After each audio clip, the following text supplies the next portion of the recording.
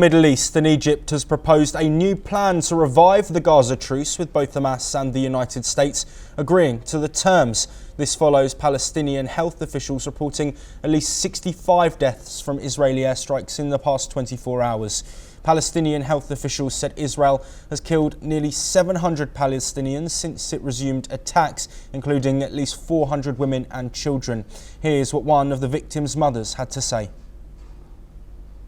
صحينا الصبح يعني مع عدال فشكل 3:30 زي هيك طلعنا انفجعنا لقينا الرد من فوق اولاد ابني وابني كنتي هذه مرميه في الشارع لقيناها اولاد ابني كلياتهم مصابين واحد اصابته في عينيه مش قادر يفتح عينيه والولد هذا صغير استشهد والبنت اتصابت لقيناها مرميه الثانيه. According to Egyptian officials, the proposed ceasefire aims to halt the ongoing violence and allow humanitarian aid to flow into the region. The United States has voiced support for Egypt's mediation efforts, emphasising the need for de-escalation and humanitarian relief. EU further emphasised the need for a ceasefire and negotiations to prevent future casualties. Here's what Kaja Kallas, EU Foreign Policy Chief, said. The fundamental steps here are restating the ceasefire, ensuring the release of all hostages, and resuming the flow of humanitarian aid into Gaza, with the goal of a permanent ceasefire. The European Union can help, whether through restating our Rafah border crossing mission or providing more humanitarian assistance.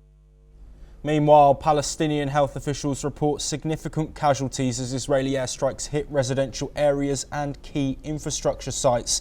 The situation remains tense as both sides prepare for possible negotiations facilitated by Egyptian and American diplomats.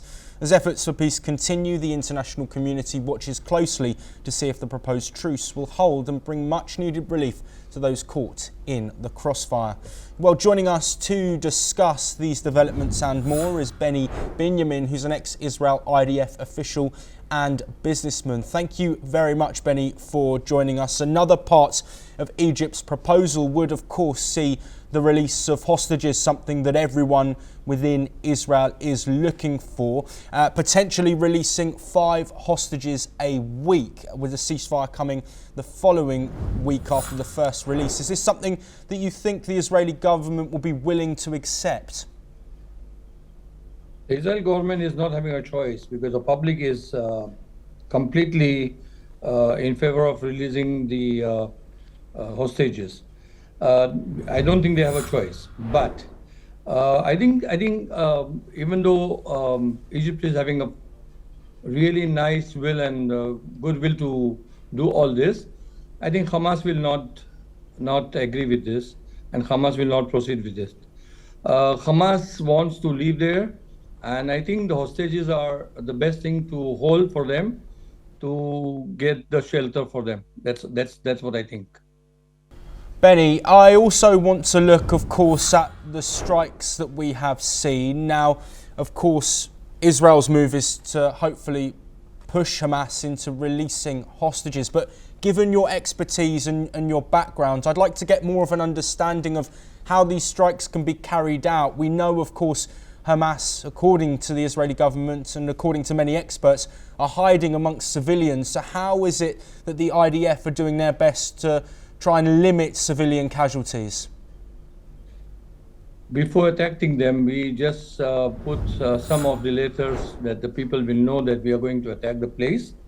I know this is not a good tack for killing Hamas, but we don't have a choice. We are also having civils over there, but still we have I think they have a lot of injuries over there. And I think we don't have a choice. As per my opinion, Israeli IDF is trying their best not to harm anybody unnecessarily. But that's what we have in the war with Hamas. Hamas is a very I can't say it's a terrorism. You know, they're not army, or they're not a country, or they're not anybody. They don't care for anybody. They care only for Hamas, and this is the result that we have. So, unfortunately, we are there. We are fighting. although all the public in Israel is not agreeing for that, but still the government decides, and we are a democratic country, so we can't, they are choosing government, and we can't do more than that. Yes, we are but trying to. yes, sorry to interrupt, Benny. I want to talk about the situation currently in Israel. You've already alluded to the wants and needs of a lot of the people, but of course Benjamin Netanyahu's government at the moment facing difficulties. Opposition are calling him out over the move with Ronan Bar. How can Netanyahu himself navigate this? Of course, there's pressure from the people, pressure from the government. He's also facing pressure inside the cabinet as well. So what do you think will be done, and how will the next few days and weeks play out for Benjamin Netanyahu in the face of this new plan from Egypt? Prime Minister Netanyahu is really, he's chosen by the citizens, and they have about 72 seats. So these 72 seats are majority in the government, and as you call, we are a democratic country. We can't go with the opposition party, and the opposition party decides now we are not needing you. You can go out.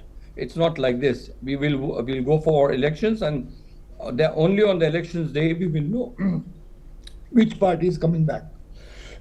So excuse me. So as per my opinion, Netanyahu will continue as per his thoughts what he is doing, and nothing will be changed.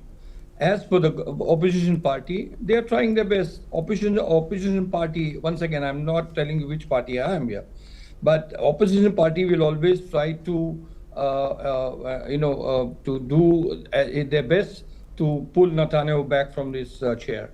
So, I mean, this is a politics. We are not only talking politics. I'm not talking politics. I'm talking about my hostage people, my soldiers, my people, my children, whatever you call it. They are there now. We are having about 59 hostages over there, including some deaths, and we want them back. So I don't care if it is Netanyahu or it's opposition party. As per what I'm concerned, as a citizen, I want my people back. That's all.